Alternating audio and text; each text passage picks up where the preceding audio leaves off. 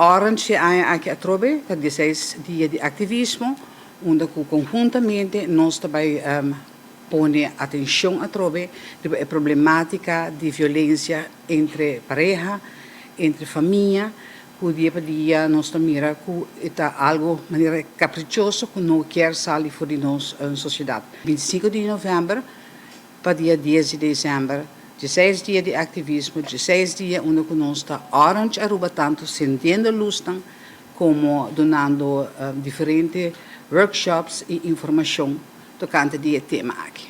Durante esses 16 dias aqui, a Fundação contra a Violência Relacional, conjuntamente com outra instância, está organizando diferentes atividades com a meta para assinar empoderar sobreviventes, criar conscientização, promover prevenção e também promover segurança e responsabilidade. Dia 28 de novembro, agora aqui, a Fundação contra a Violência Relacional, conjuntamente com o UNHCR e HIAS, tem movie night na Casa de Cultura, essa que está completamente grátis.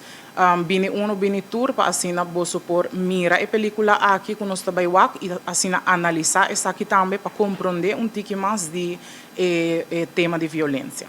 Sei da mesma atividade que também faz, também dia 29 de novembro, qual ele vai estar aqui a pensar nós quer sacar iPhone 4 histórias de gente que a passa de violência, pero que não resiliência, com maneira para como de aqui, não sair vitorioso. Então, para nós evento que chama Minha História de Vitória, qual é também uma forma de storyteller, caminha também tem 13 para diante 4 histórias de gente que a passa de aqui. Evento aqui nós vai organizar charla que está tomando lugar em dezembro.